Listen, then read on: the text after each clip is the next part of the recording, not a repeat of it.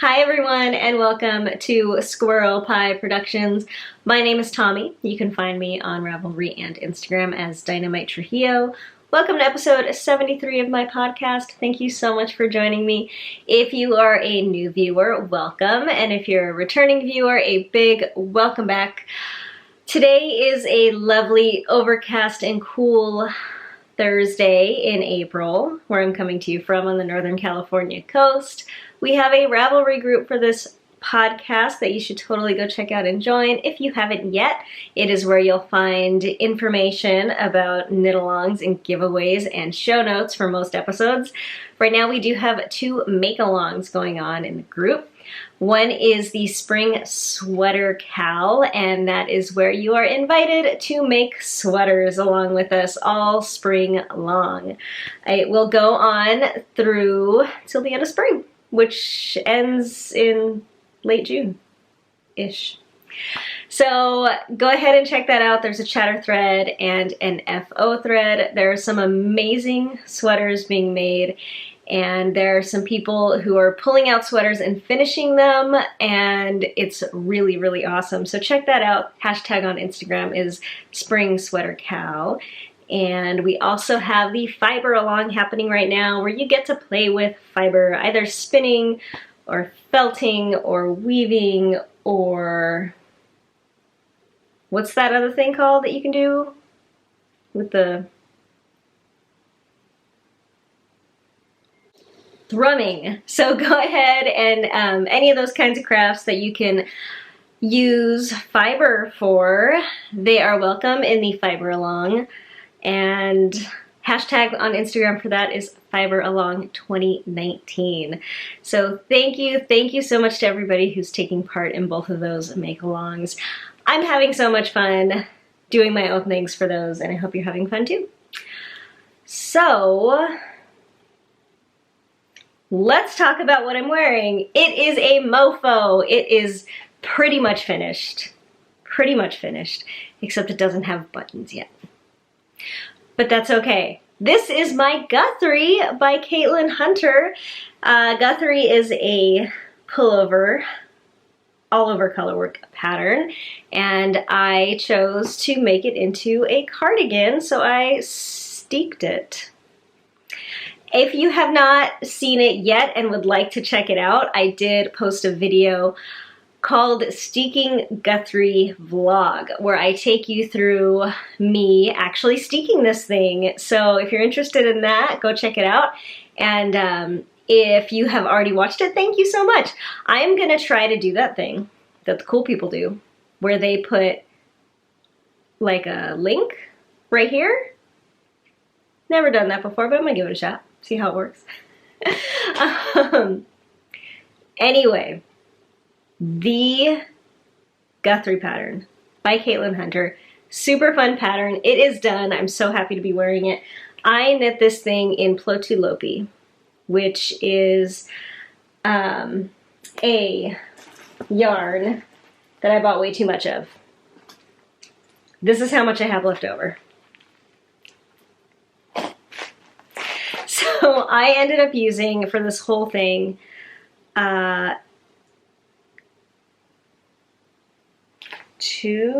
okay. This is what I have left of my second plate of the black. So I used almost 2 plates of black. This is what I have left of my second plate of pink. So I used just over 1 plate of the pink. And this is how much I have left. I bought way too much yarn, which I'm bummed out about, because like a huge priority for me when I buy yarn for sweaters is to not overbuy, because that wastes money pretty much. So I purchased so much more yarn than I needed. I am already thinking about what I can do with all this in terms of making another sweater. I'm considering holding the black and the pink. Well, I'm considering holding the yarn double, 1 strand black, 1 strand pink, and doing, I don't know, maybe like an Aran-ish kind of gauge sweater, marled. I don't know. That is how much yarn I have left. Anyway, so I didn't use that much yarn for this thing, which is kind of crazy. It was really fun to knit. I really liked it. This sweater sat for a very long time with half of one sleeve undone. I had to take a break from it because my wrists and thumbs were hurting, and knitting on this was making it worse. I heard Sadie from the Yarnivore podcast say something that I had never heard of before, but I totally related to it, and I think this is what I had. I think she called it mommy thumb. And I don't know exactly what that means, but what happened with me is that my thumbs started hurting, and I'm pretty sure it's because of manipulating a baby. And that eventually moved into my wrists, and especially my left one was really hurting for a while. And so I put the color work down for a while. My wrists mostly got better. And then I picked this up to finish the half a sleeve, and after I was done, my left wrist started really hurting again. So I think I need to lay off of the color work for a little while until I can kind of fully let myself get back to normal, which is a bummer because I have a pair of colorwork socks on the needles that have been languishing for a while, and I really wanted to get back to them, but I don't think I'm going to anytime soon because of that. Anyway, so I don't even know what to say. I'm so like, there's so much going on here. Okay, so let me show you. How about that? Let's show you this thing. This is my sweater.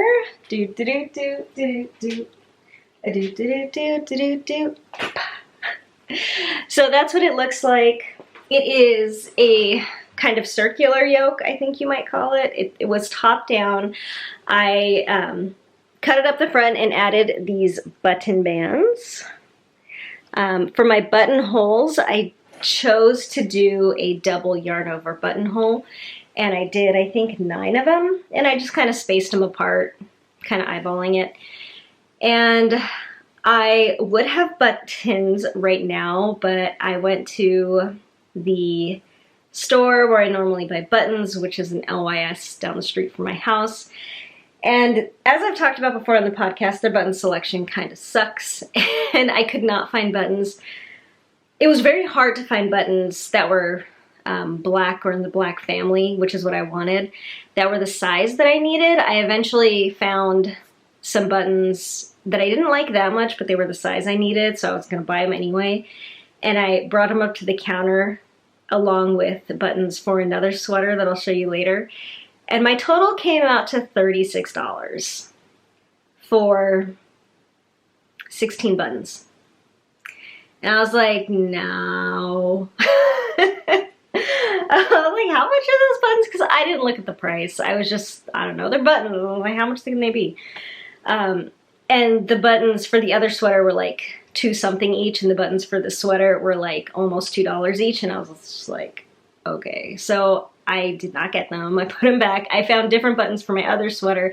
This sweater, I couldn't find any other buttons that were the right size. So I'm gonna have to go on the internet and find some buttons there.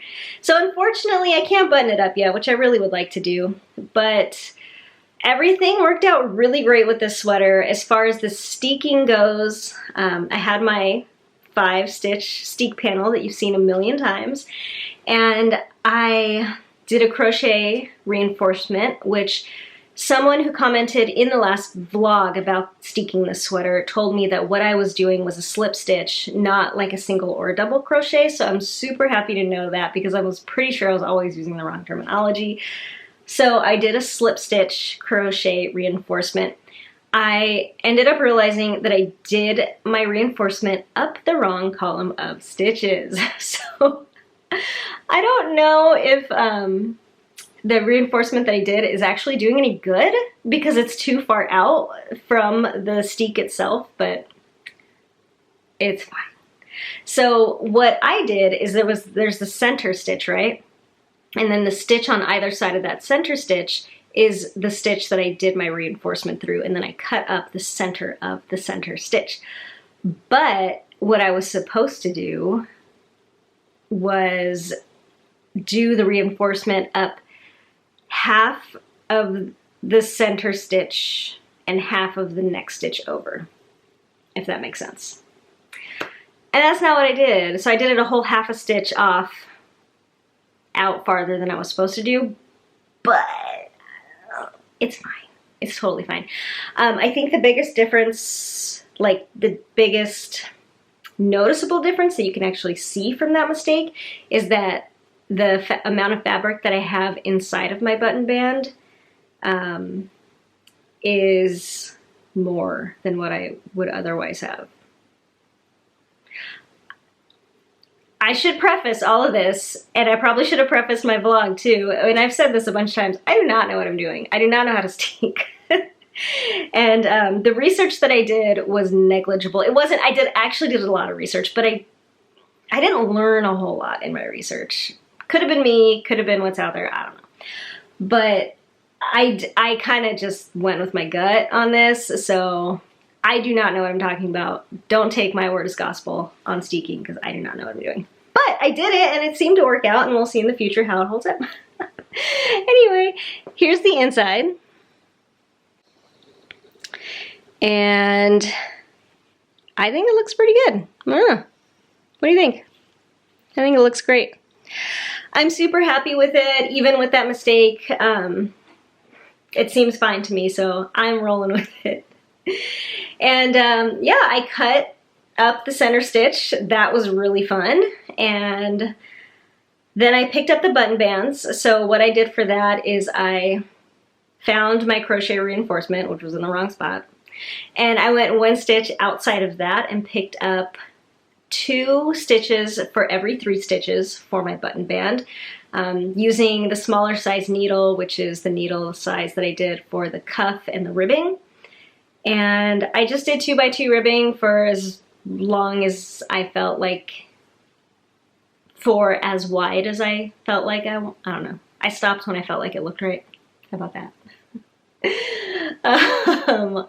Why does nothing I say make sense? Oh, this is so hard.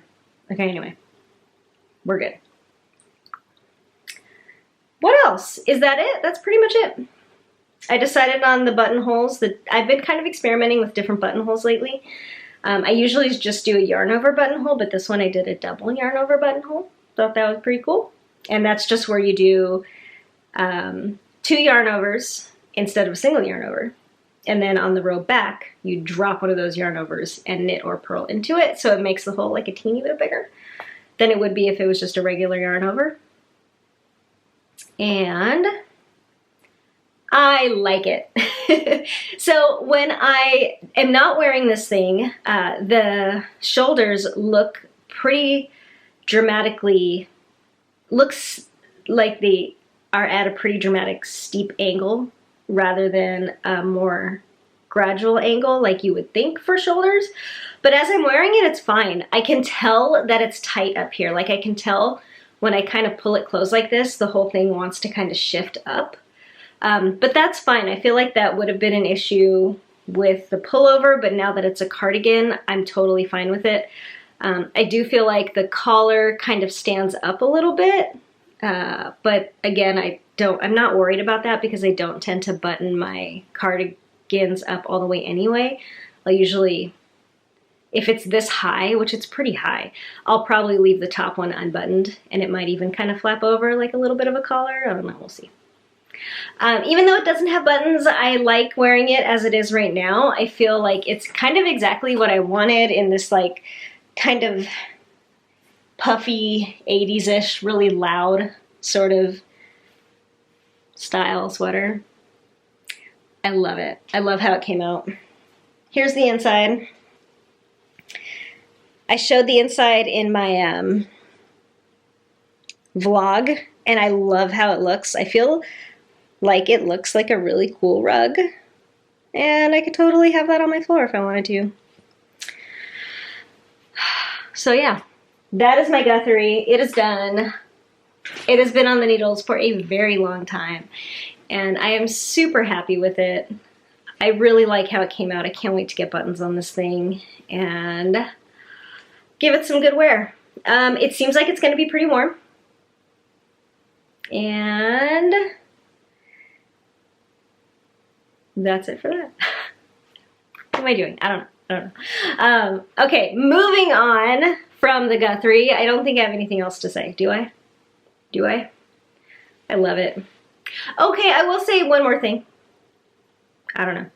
Whatever. I don't know. What am I doing? Oh my God, this is so bad.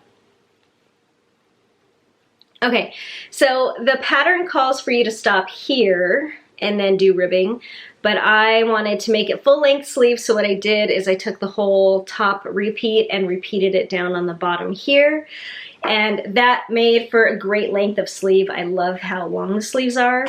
The bottom two I made longer. The pattern calls for you to stop, I think like here-ish, but I just added a couple more of these fast forward and rewind button rows. Okay, that's it. Now I'm done. Now I'm done talking about it. I love it. She's great. Wonderful.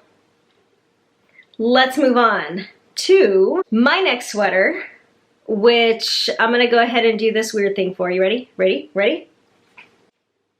Ta-da! I can't help it. I'm a dork. Okay, so this is my other finished object. I finished my calligraphy cardigan by Hannah Fettig. And I love this sweater as well. Can you believe it? I finished 2 sweaters between episodes. I'm so excited. This sweater was knit out of Abundant Earth fiber in the Verdant base, dark gray color. It's 80% US Merino, 20% Rambouillet. There's the tag. It's really beautiful yarn. As you might recall, there was some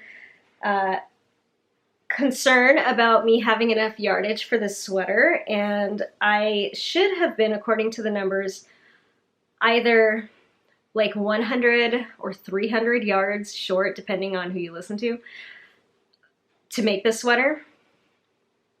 I had this much left over.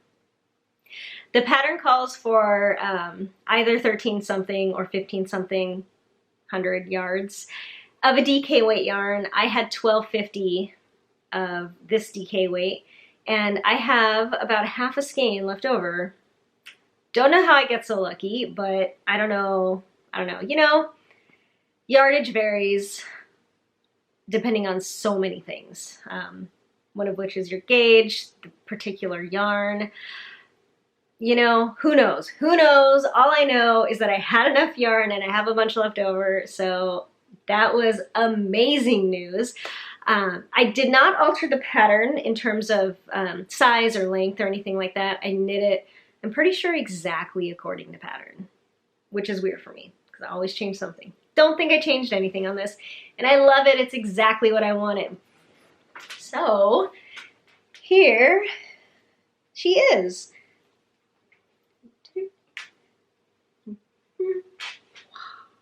So it is, it's got this really, really great collar that I really, really love. And it's got raglan sleeves, this really fat button band. And it is a length that I really, really love. It comes down like just past my butt. The sleeves are a wonderful, wonderful length. And it's just perfect.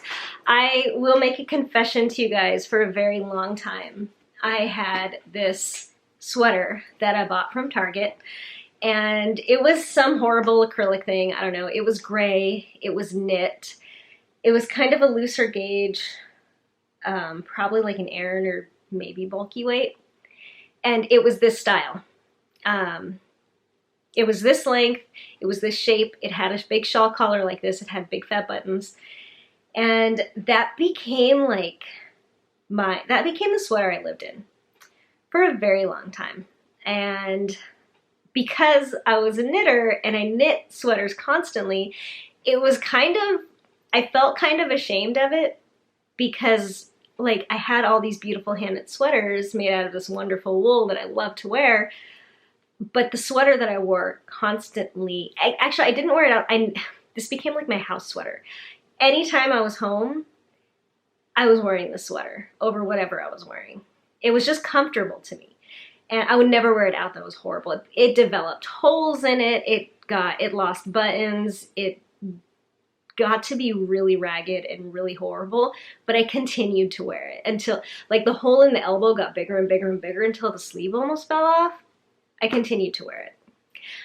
And it made me feel bad because I had all these beautiful sweaters, and the one sweater that I constantly wore at home, no matter what, was this store-bought sweater that was falling apart that I could not let go of.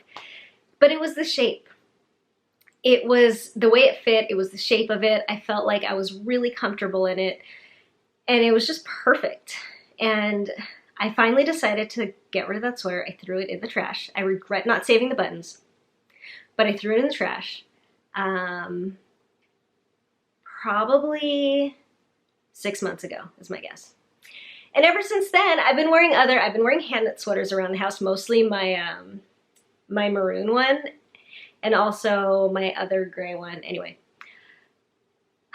but I've been still longing for that sweater, and this is the exact shape, the exact style of that old sweater that I couldn't get rid of. And I'm really excited for this one because it's an exact replica almost, and it fits me exactly the way the old one did, and it's so comfortable.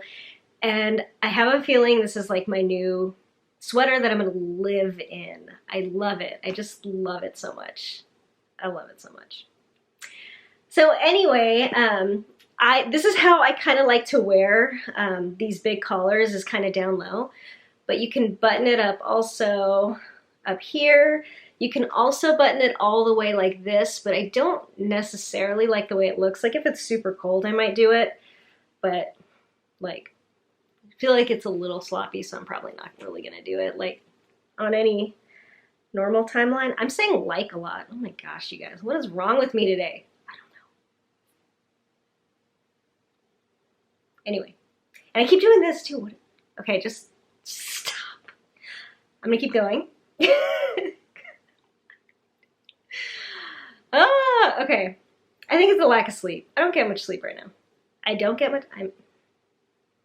Just keep talking about the sweater, Tommy. Just keep talking about the sweater. I really like it. So the buttonholes on this one are different as well. The pattern called for a 1-row buttonhole.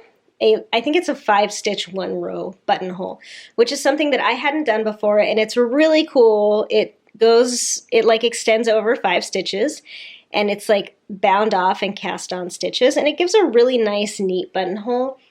And I liked it. I liked it a lot. It was really good for these really big buttons. I was actually hoping for even bigger buttons, but again, this is what my button store had, and I really, really wanted buttons for this, so I got something a little bit smaller than I think I otherwise would have gotten. But I'm not seeing any trouble with them staying in place like some of my other sweaters where I have buttons that are too small, it'll come undone. I haven't had that problem with this one, which is nice. And so this is how I like to wear this style of sweater, is just like a couple buttoned right at the chest and then have it open all the way down. I just love it so much. This yarn is super soft and super cozy. I cannot believe how soft this yarn is. I really like the color.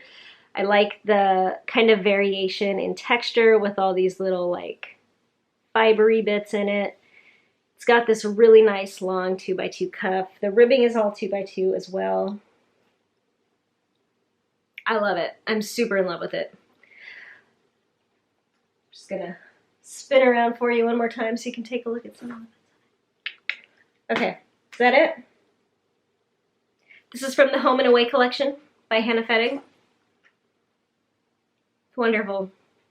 It's a very simple pattern too. It was super easy to follow.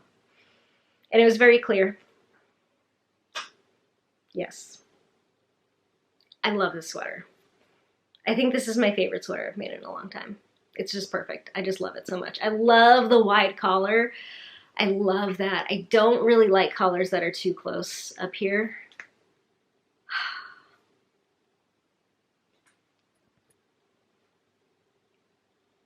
It's perfect. Highly recommend knitting this pattern. Super recommend it. I only needed, I don't know, less than 1,250 yards. Okay, is that it? I love you, sweater. That is it for my finished objects. 2 sweaters. I'm stoked.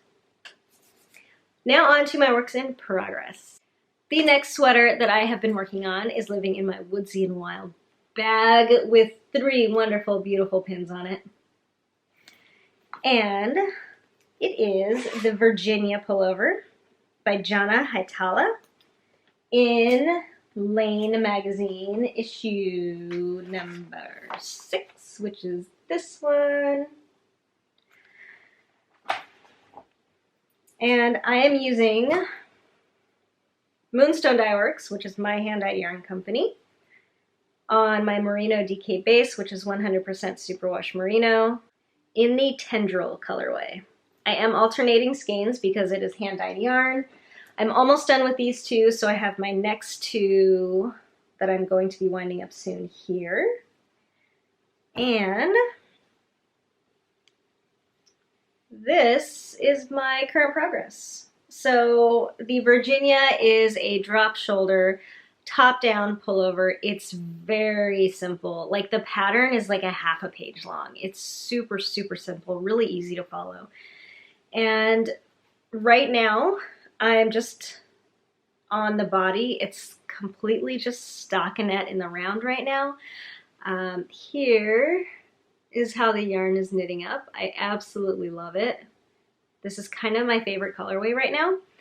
As far as alternating skeins go, I am using the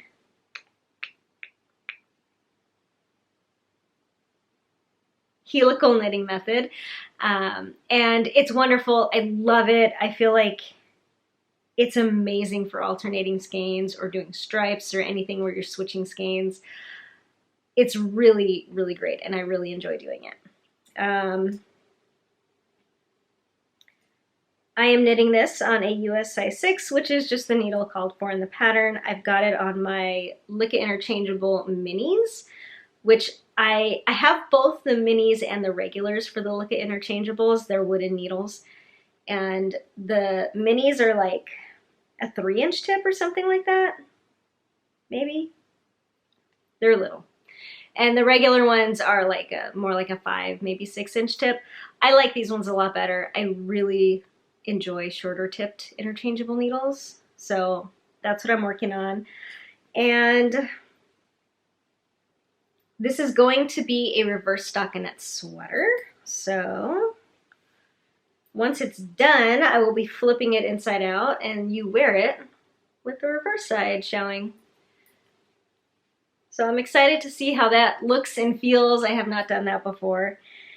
I'm almost done with the body. There's no shaping or anything, so it's really mindless, just stockinette down until I get to a certain point. I'll do some ribbing, pick up for the sleeves, which are also super simple and drop sleeve construction. You don't have to do any shoulder shaping or anything like that, so really easy. And then later I'll go back in and pick up the neckband and do something there. I'm not exactly sure what yet, but I think it's something really simple. And I love working on this. I'm super excited about it. I make a lot of cardigans and not a lot of pullovers, so I'm excited to try making a pullover with some nice positive ease that isn't super form-fitting. I'm excited to see how I like that because I haven't done much of that before. So I've got a Little Moon Progress Keeper, and that is from Charmed and Dangerous, and I love it. My last work in progress is a pair of socks. I have not been working on that many socks lately, even though I have, I think, 4 or 5 sock whips right now on the needles, which is very weird for me. That doesn't happen that often, but somehow it happened, and I want to go back and start working on all those socks. So right now I've got my Uprooted Fibers bag with the snaps on the top, and in here are my Aquarian socks. So this is, again, Moonstone Dye Works in the Aquarian colorway. This is the BFL sock base, which is BFL and nylon. And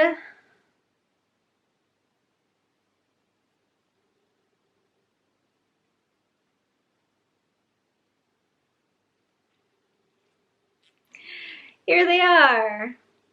They are just plain stockinette socks with a heel flap and gusset, 2x2 ribbing on the cuff, and I am right now on the foot. I've done my gusset decreases, so I'm rolling pretty good on these. I am knitting these on a size US 0 needle. I did 64 stitches for the cast on using a German twisted cast on, and it's got a pretty long leg. Chicken, excuse me.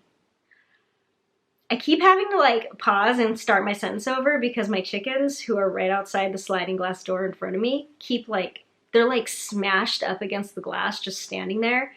And sometimes they're like preening themselves, you know, and as they do it, like either their beak or their feet or something will tap on the glass. So like constantly it's like tap, tap, tap, tap, tap, tap, tap, tap on the window, and it's the chicken. And that just happened right now. And it's happened like 5 times. Anyway, I don't know what I was saying. 64 stitches? Maybe that's where I was? I don't know. But it's just a plain vanilla sock, and I quite like them. And that's it. This is the first sock. So we are going to get this one done, get the second one done, and then move on to my next languishing sock whip. I am knitting these on my Chiaogu mini interchangeable set, which I adore. They're my favorite sock needles of all time. So,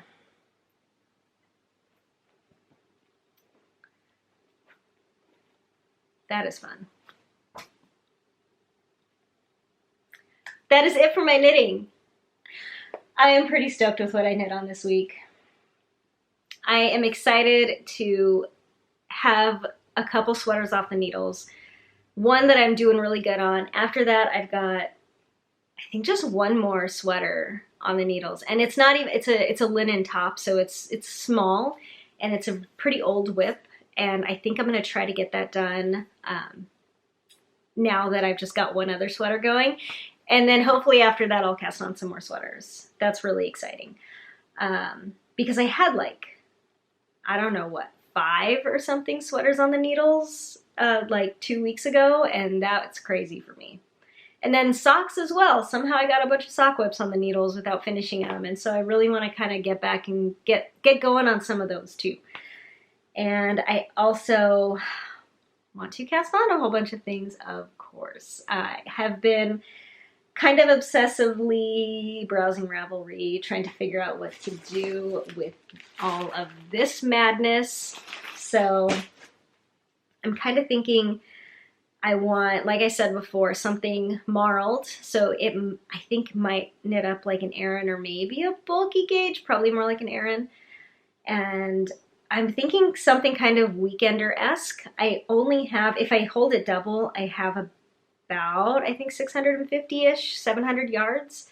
So it can't be anything that would require too much yardage. But I'm thinking something pullover with positive ease, maybe on the shorter side. I don't know. We'll see. I've been looking at stuff.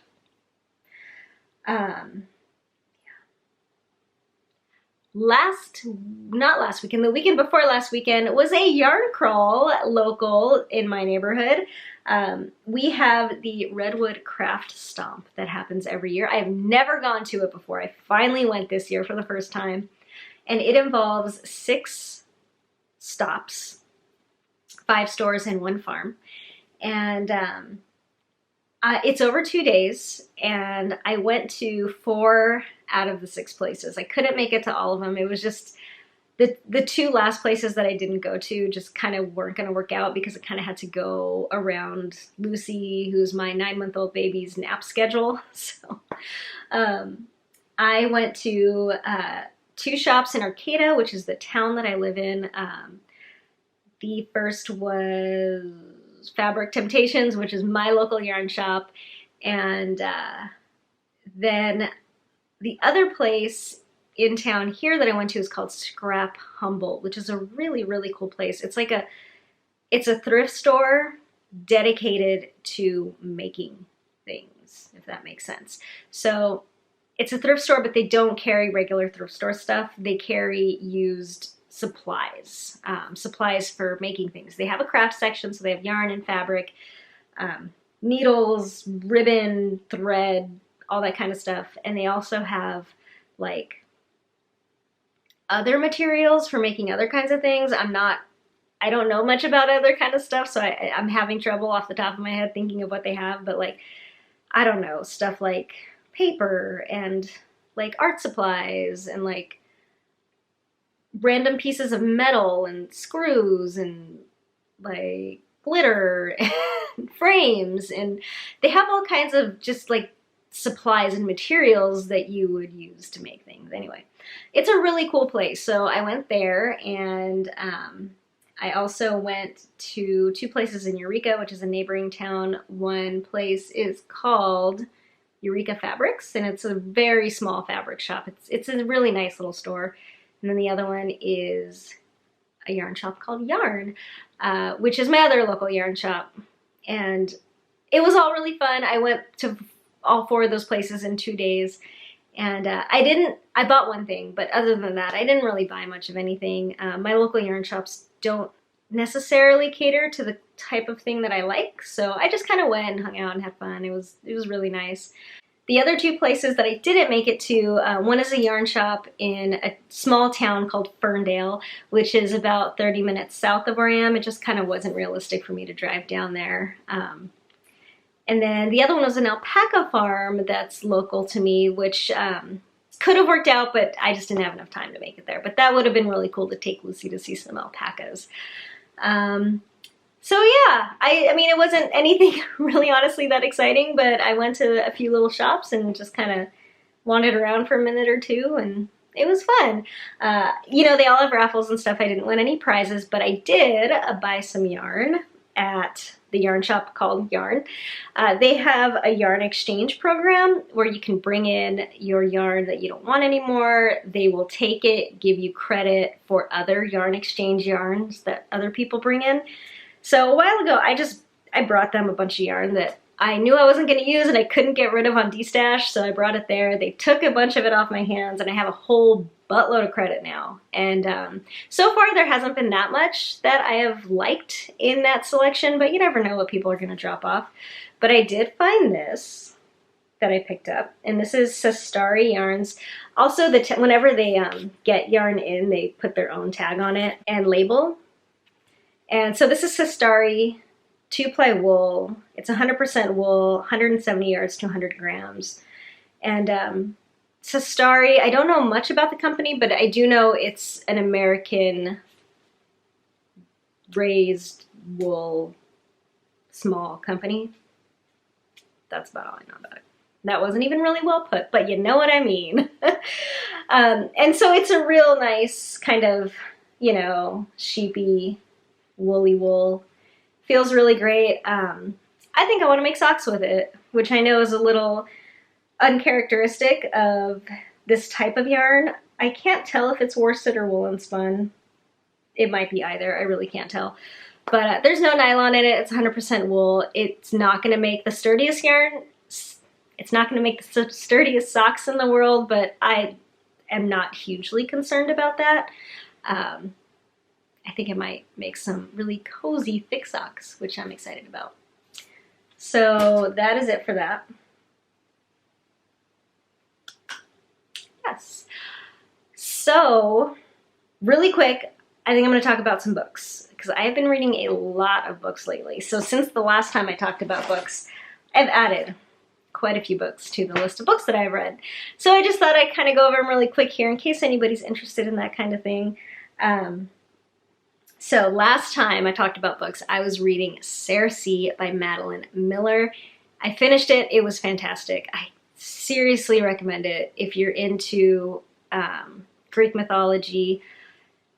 It's really good. It took this character in mythology named Circe, who I didn't know much about, but I looked into her after reading the book, and she's kind of considered to be like not the greatest character. She's often depicted as like kind of a vixen, kind of negative, and she's a character in the Odyssey, which I haven't read since I was a teenager, but the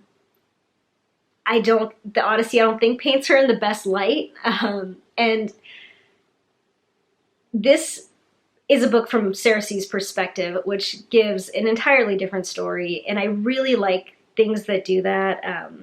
I really enjoyed the live action Disney film about Maleficent.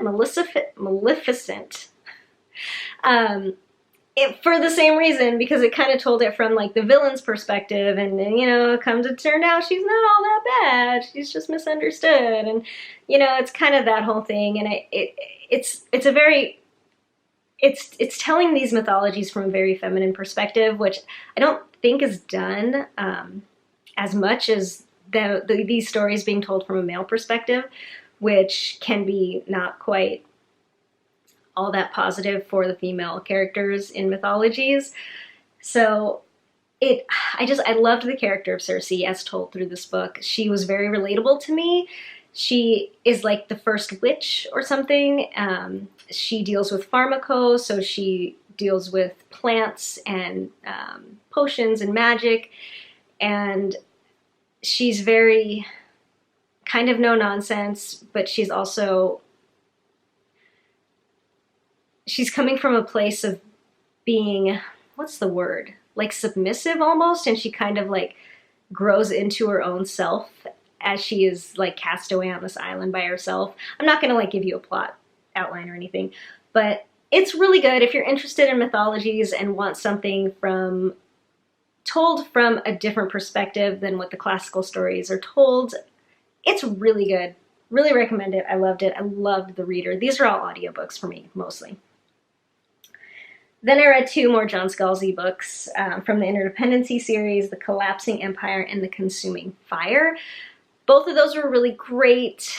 If you saw my last video on books, I talked about John Scalzi's other Lock-In series, and I felt similarly about The Collapsing Empire and its second book as I did about that book for different reasons. I loved the books, I loved the worlds, I love the stories. They're sci-fi, they're really fun, the characters are really good.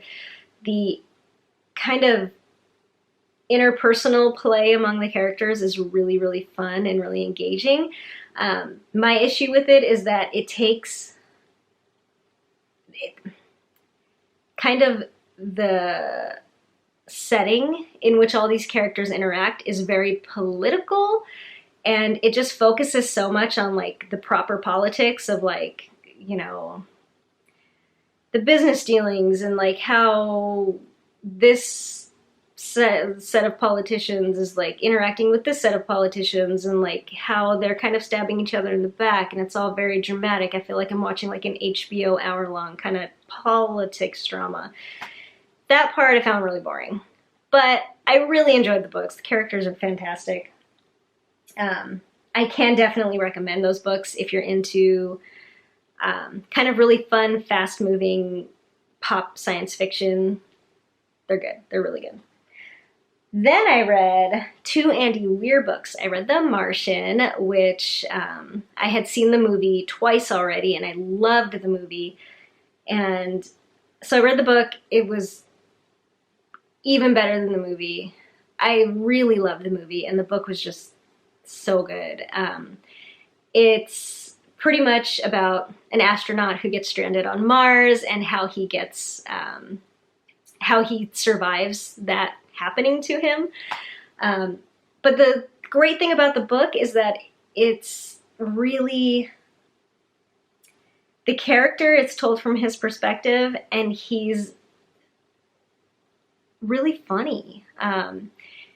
He's really smart, and he curses a lot, and it doesn't take itself too seriously as a science fiction novel, even though in addition to it being really funny and engaging, it's also very scientific, and it's one of these like really rigid science fiction novels where it's very fact-based, and there's a lot of like technical stuff in it, and it's just, it balances that stuff out really well with like this kind of snarky, funny, cursy kind of humor.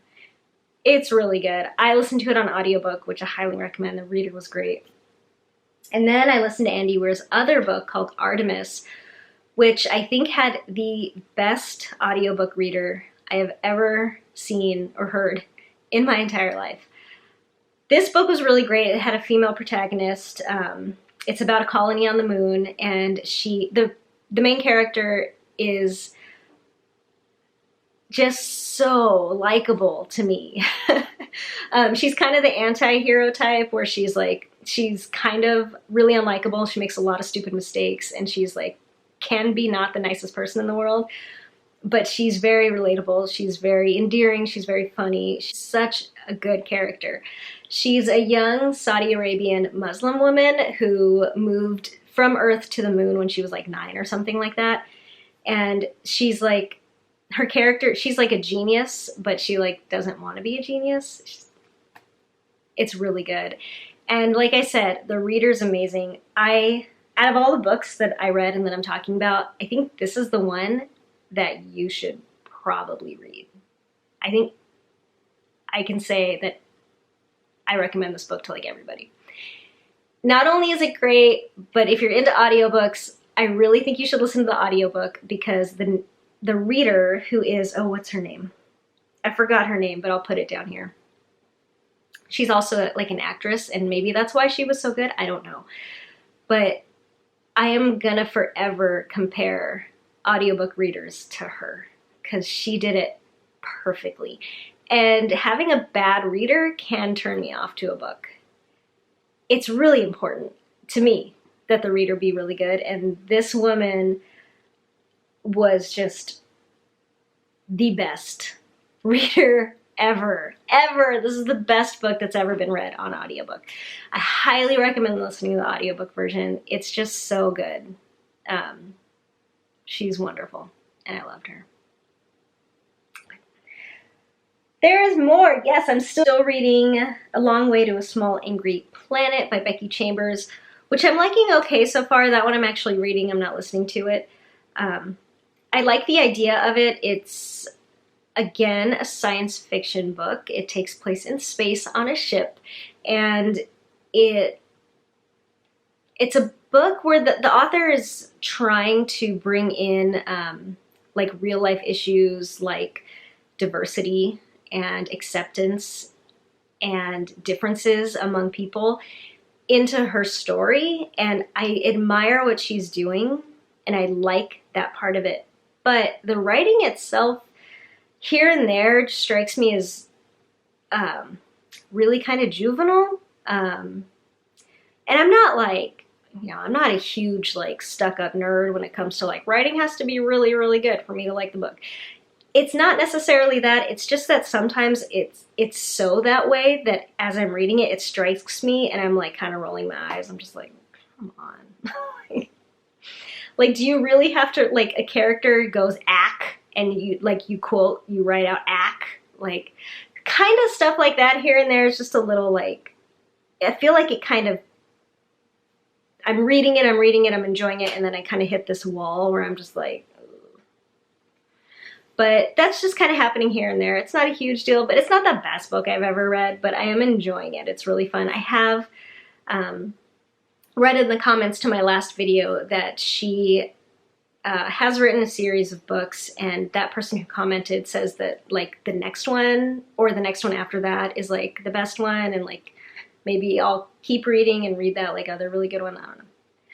But it's fun. It's another one of these like intergalactic space travel kind of like ragtag group of like fun characters traveling through space kind of books. Okay, I have 2 more. I'm sorry, this is long. I'm sorry, you guys. If you're bored, just stop. I get it. But an absolutely remarkable thing by Hank Green. I talked about this in my vlog episode. I'm listening to that book right now. It's really good. I really like it. Hank Green is one half of the Vlog Brothers, which is a YouTube channel, and I really enjoy this book. It's a really fun yet serious, like he's tackling like actual topics, you know, like that have to do with the world. And it's kind of sci-fi, and it's kind of, it's sci-fi in that it has some elements of sci-fi-ness, but also I think it's more allegorical than anything. So it's good though. It has to do with a giant space alien that is a giant metal sculpture dressed like a samurai. It's pretty good. I like it so far. I'm almost done. Okay, the last book I'm going to talk about is A Big Ship at the Edge of the Universe by Alex White. I got the audiobook version and I tried to listen to it, and I despised the reader so much that I couldn't listen to it anymore. It was ruining it for me. I gave up. The reader, I felt like, was someone in junior college taking a storytelling class and like doing her final presentation, like reading a book out loud to the class and trying to be really like, I'm reading this book, and it's like, blah, blah, blah. And she's just really bad at it. So I couldn't do it. It was like so bad. I could not listen to it anymore. I still want to read this book, but I'm just going to read it this way instead of this way. Okay, that's it. I didn't get very far. I got like not very far into it. I just couldn't do it. But that was a whole bunch of talking about books. I don't know if you care or not. I know sometimes when knitting podcasts go off on book tangents, sometimes I just don't care and have to stop watching because, you know, we all have different tastes in books. But just in case anybody cares or wants to know, that was that. And now that I've been talking for a very long time, I will leave you there. I feel like this was a pretty off-kilter episode because me and talking this week were just not friends much. See? Whatever. I hope you are all having a fantastic late April. Next month is May. It's my favorite month. And I'll probably see you when it's May next time. I don't know what I'm trying to say here.